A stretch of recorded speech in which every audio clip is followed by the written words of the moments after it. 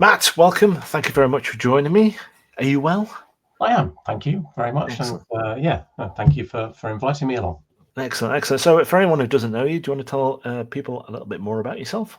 Yes, sure. So I'm Matt Wingfield. I work as an independent consultant within the assessment market, working with I actually sort of a bit on both sides of the fence these days. So I do some strategic business development support for technology providers, but more recently have found myself doing a lot of procurement support for exam awarding bodies.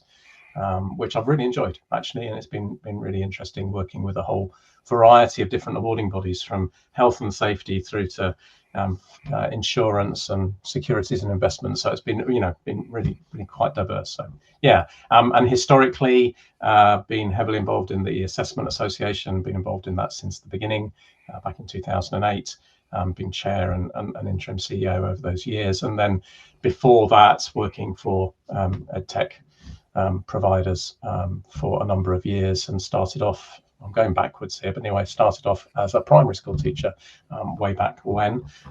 So yeah, been involved in the education space for a long time. Well, if my career is anything to go by, that will come back around, and you'll probably find yourself back in the classroom at some point. Maybe reading stories or something. But yeah, we've both been chair of the Assessment Association, a great association. So anyone out there that doesn't know anything about it, then I do recommend you can join for free. It's a great resource, isn't it? It is. And we bump into each other at conferences and board meetings and those kind of things, don't we? And we just got chatting, I suppose, about comparative judgment, because that's, I know, something, that's what we're going to focus on today, and that's a kind of big passion of yours. Do you want to tell people quickly about what comparative judgment is? Yes. Asking me to explain comparative judgment quickly is dangerous, because I do get very passionate about it. Very in as brief as I can be, comparative judgment, in essence, is where, rather than assessing things individually against a mark scheme, you actually look at things in pairs, and you make comparisons between those pairs as to which is better at meeting the criterion that you are looking for. And actually, if you go back a little way, I'm a bit fuzzy on the dates, and I should know this better.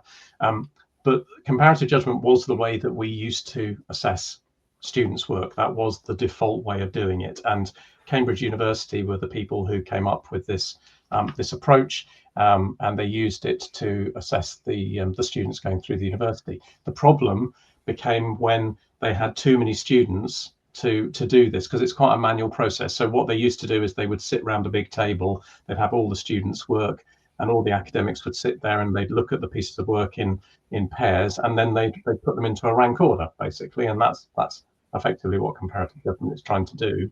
But if you've got lots of work, that becomes really difficult. And so the university invented this approach using assessment rubrics, effectively.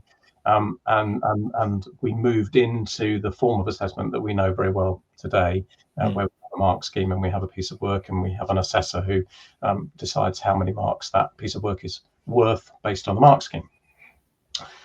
Technology has come along now to provide more effective ways of using comparative judgment. Now, why would you want to use comparative judgment? It's a good question.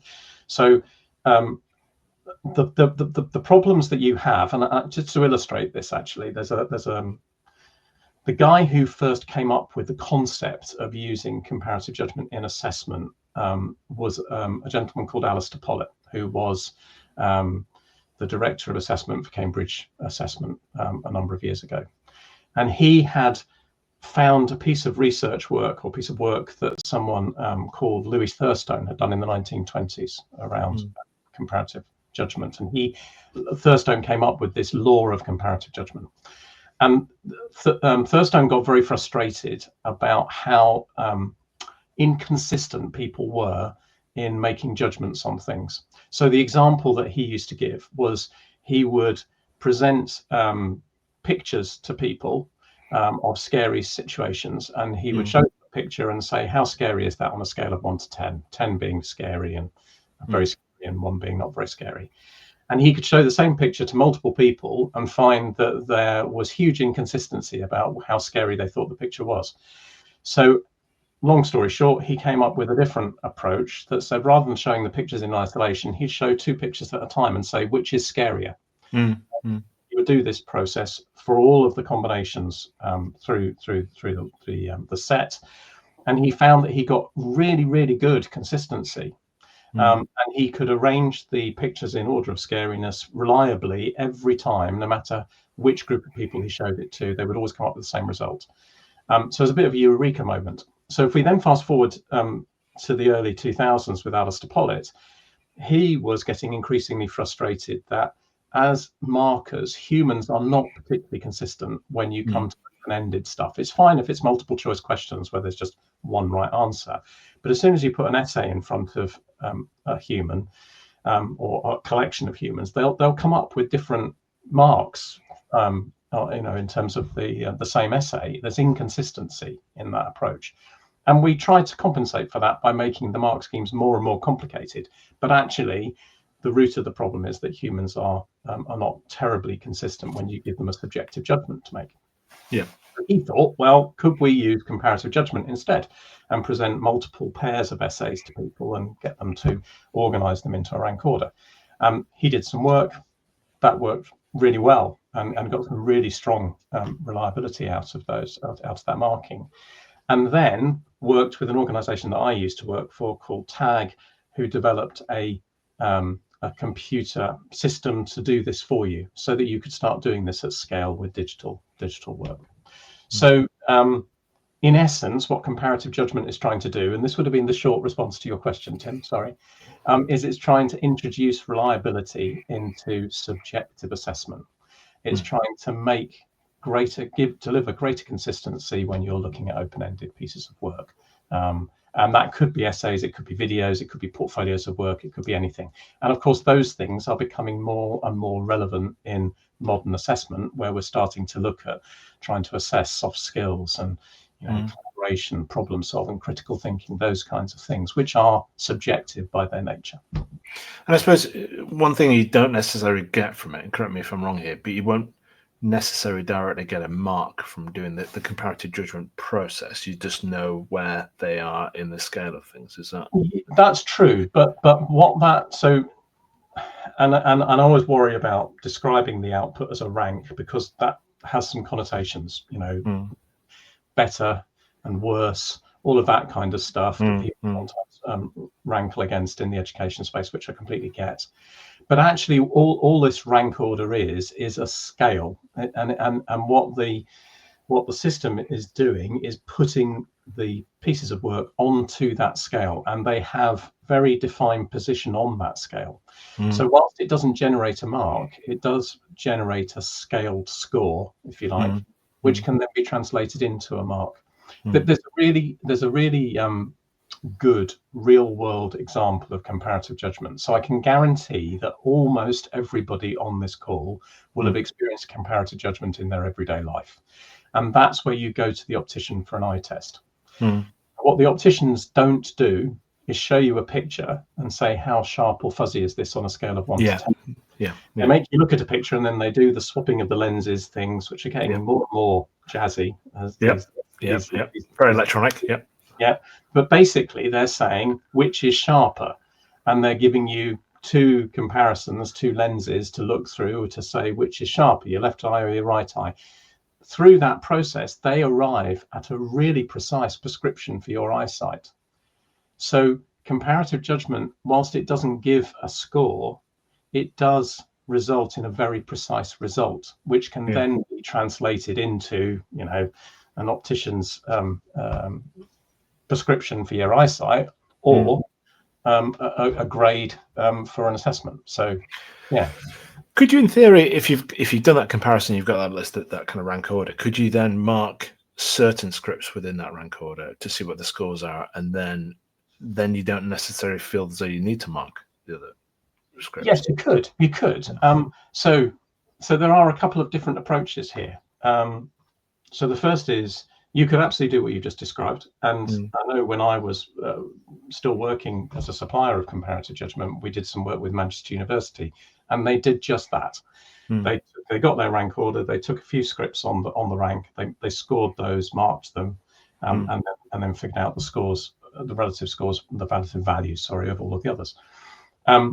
The other way to do it is that you actually concede the set of. So if you've got a set of new essays that you're putting in, you concede that with scripts that you've already marked in a previous year.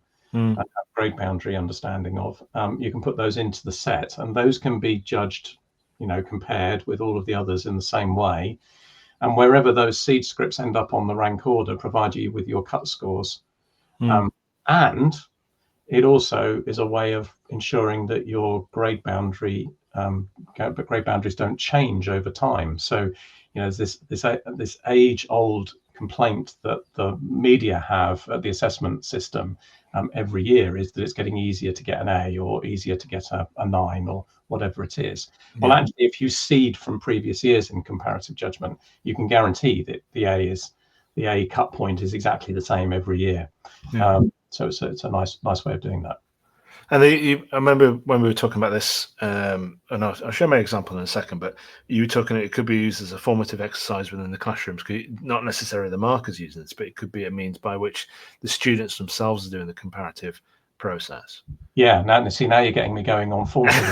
Well, another great passion of mine. But yes, I mean, and this is where I get really excited at the opportunity, because one of the age-old problems about education is that we're trying to get students, fundamentally what we're trying to do with our kids as they go through school is trying to get them to understand what good looks like. And the only ways that, I mean, there are lots of ways that we use formative approaches to help them achieve that, but when it comes to high stakes assessment, the usual thing is that we show them the mark scheme. It may be presented in slightly different ways, but we're effectively picking stuff out of the mark scheme and showing that to the students as examples of what good looks like. And actually, that's a really hard process. Conceptually, it's a really difficult thing for people to get their heads around. And a lot of adults, a lot of markers struggle to understand mark schemes until they've been using them for a little while. So it's unrealistic to expect students to understand them.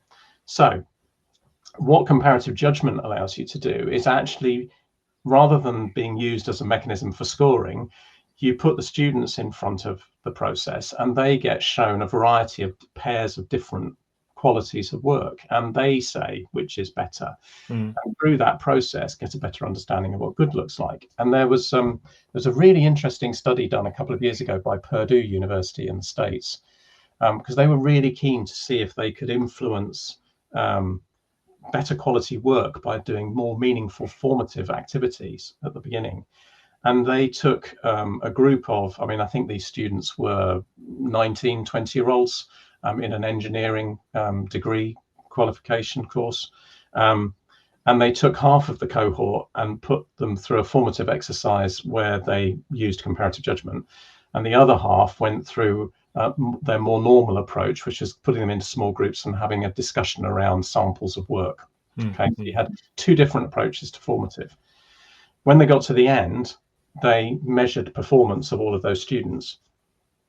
Every single one of the students who had gone through comparative judgment did better than the students who didn't, with one exception, and that was the very best student, the brightest student, actually was one of the group that didn't use comparative judgment. But you could argue that by the time you get to the level of the best students, they need less formative help. But everybody else, regardless of their ability, did better as a result of having access to comparative judgment for formative. So just helping them to get a better understanding of what good looks like. Yeah, so it's a very kind of interesting area. And I suppose one of the challenges of all this is kind of having the opportunity to experiment and try and iterate. And this is kind of what sparked the whole conversation we had off, because I called you and said, Matt, look what I've built. I'm so excited about this. And I'll put it on stage here so we can see it. But this is, I had a go at building a comparative judgment platform. This is using a platform I'm using called Replit that allows you to kind of quite rapidly chat with almost like a virtual development force, an agent-based development force to build solutions. So a very simple kind of example here, but what I've done is I've done it and refined it a little bit after our conversation. So we've got some essays that have been generated by AI on a particular topic of various different quality. And I put in the comparison statement. So I want to see if they have a good understanding of the future of work in AI. I'm going to start that comparison. It's going to give me an error. There we go. Of course. There we go. And it gives me here then just a quick view, because I think this is one of the kind of key parts of it, is how many comparisons go on as part of the process, isn't it? And that's where it can get quite lengthy process, but I suppose AI has the opportunity to remove that part of that process.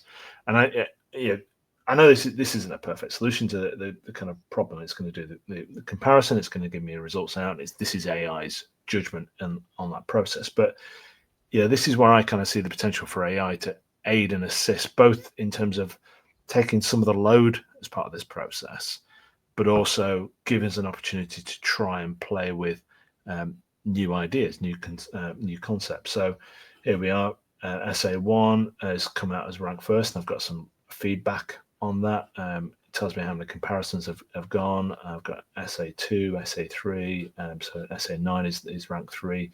So it's gone through and put those in an order. So essay number 5, there was no wins at all as part of that process. So it's just a kind of sample kind of tool. But what I love about this idea is that we could then take that as part of the process and develop something else up. So where I always see the challenges when it comes to technology development is that to build something like this, you've got to spec it out, haven't you? You've got to sit down, you've got to find a vendor that's willing to build it. They've got the team's capability and capacity to do it.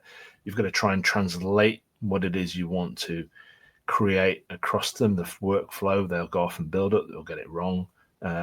This AI does that sometimes. It will get it wrong, and you just chat away and iterate on it. But it's a damn sight cheaper to get to something like this as a kind of an example that you could then take as a minimum viable product or whatever, or something just as a working prototype to then take to a developer to say, look, this is what we've been exploring. We've done some fine tuning of it.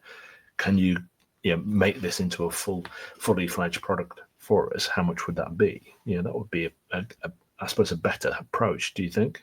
Yeah, no, I do, and I think you touched on something a minute ago about the length of time that comparative judgment takes, and actually, if you take a view of the overall assessment process, comparative judgment actually doesn't take any longer to do than a traditional approach, because with a traditional marking approach, we get some people to mark the essays, but then we'll also get a different group of people to moderate the results of those people marking the essays. And we do that because of the inconsistencies I was talking about earlier on. Well, actually, comparative judgment sort of self-moderates all the way through, because you've got multiple people viewing all of the work and each piece of work being seen multiple times. So overall, the process time isn't any longer. But there is, at the beginning of a comparative judgment approach, there are lots of very quick, easy decisions that people make, because the work at the beginning of the process tends to be, it's randomly paired, and you tend to end up with lots of very easy decisions. This one's definitely much better than this one, and you can make that decision quite quickly.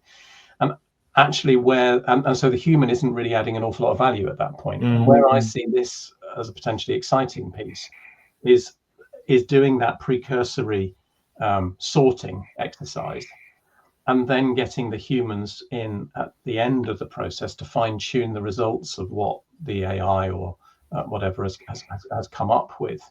Because I am still, and maybe I'm unduly nervous about this, I am still slightly nervous about letting AI take over the assessment process completely. And one of the benefits that I've always seen of comparative judgment is it's keeping the human front and center in the process of determining the relative value of each piece of work. But we could use AI at the beginning of that process, and that would significantly reduce the time that it takes to end up with a really accurate and consistent result for the pieces of work that we're looking at.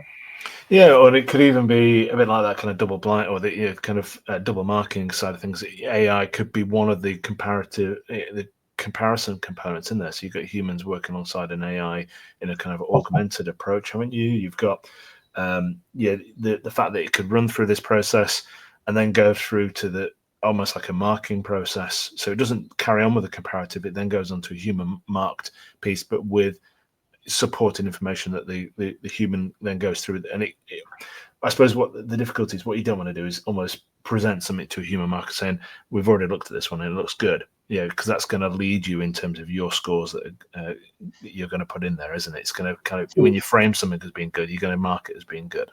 Yeah, I could see some laziness there. I think that the other problem potentially is that having used, if we think about the big benefit of comparative judgment is we're trying to remove subjective bias in the approach that is inherent within marking. It would sort of be counterintuitive to have to do the comparative judgment process to do that, and then mark it traditionally, mark the outputs traditionally, because that would sort of be defeating the purpose of doing them through comparative judgment, because then the subjective bias could creep in, not just from the perspective that there may be inference that actually the CJ tool has said that this one's a really good essay, so how can I disagree with that? But also just because people are different and they would end up with slightly different results. I think having the AI involved blindly in the whole CJ process, and that's one thing that I didn't mention earlier on, but that one of the other benefits of the comparative judgment approach, and it's not unique because you can do this in marking too, is that the whole process is blind. When the people are making their decisions, they have no clue who they're marking, which piece of work they're marking. So if you could find a way of entwining the AI in that process, either just at the beginning or perhaps all the way through, but that the human is still doing comparative judgment and is still involved in that process as well, I think you could end up with a really good quality result, which is time efficiently achieved, and isn't subject to subjective bias as well. My kind of vision for this kind of work going forward is that when we have these conferences and we get these events and get these experts together, rather than us just kind of listening to what someone's been up to in the last year and how they've kind of developed something with a vendor or whoever as part of that process, is to actually just get these people together and go, okay, right, so let's redesign the whole process. Let's think about how AI could approach this. Let's have a go at building something, because this kind of thing, on a day-long workshop, could build this in an hour. I think I was watching All Creatures Great and Small when I built this. So that's about, what is it, an hour episode with adverts. So it's the capability to do this. I just think it could just add a whole new dimension to the conferences and events that we kind of run and organize. And the workshops as well. I've done it where I've done a workshop recently where I went in. I did a presentation about AI and the future for assessment, and then we did a workshop. And from that one, we built a multiple choice question generator and a few other bits as well in the space of the room. So I just love it. You're right, and I think it is really exciting that we can now look at innovating and test, and more importantly, testing innovation out very quickly and inexpensively. I mean, and okay, we've been focused on comparative judgment in this chat, but actually you could do this with lots of different approaches to the learning and the assessment, and just looking for ways that we can utilize AI to enable us to try things out, because there's a lot of angst about AI, isn't there, within the education space? Lots of people worried about how it could disrupt negatively. But actually, this is a really good example of how it could disrupt positively and make it much easier for just a classroom teacher, if they want to build a little tool that might help their learners achieve a bit more in a particular area, whilst watching All Creatures Great and Small. It's accessible and it's easy for people to try it out. And I think that's the really huge opportunity that AI does present. I think it's worth saying that other 1940s dramas are available. You don't have to watch All Creatures Great and Small as doing it. I think maybe it influences you. I was watching something else. I was watching Black Doves, the Keira Knightley thing the other day, and I think it took me in a slightly different direction with another platform that I was building. anyway, I think, yeah, so lots of potential there. And I think, if anyone listening and watching, obviously, Matt, excellent member of the assessment community and expert in the space. So if you're looking to, get someone on board to come and guide you, whether it's the kind of procurement side of things or just steering in terms of vendors and ideas and technology, then I would definitely recommend Matt. And of course, I'm always available as well if anyone wants to do a workshop or something and just explore some new ideas. And I can bring these kind of technologies. The best one this week, sorry, I just mentioned it. I put a post on it today. We were designing a form in my class for I teach marketing apprentices, and I got my student to draw out the form on a piece of paper, kind of map it out, putting their boxes around it, and then we took a photo of the stages of the form, the photos, and put it into Claude and said, build this form.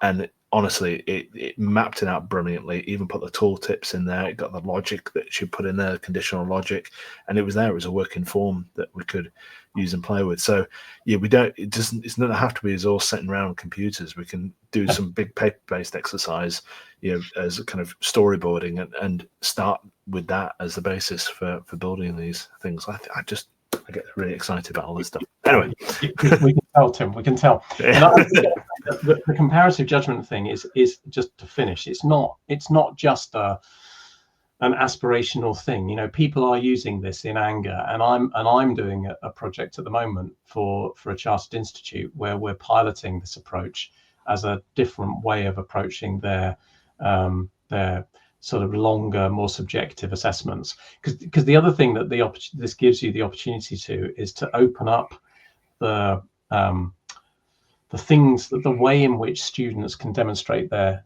knowledge and understanding. So, traditionally, this chartered institute's just used long response essays as a mechanism for capturing knowledge and less so application of knowledge, but knowledge recall.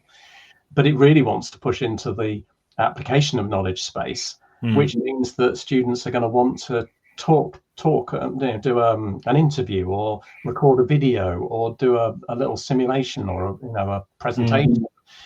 That can all be done through comparative judgment. So you can have mixed I can't think of the right word, mixed media. Thank you. Yeah.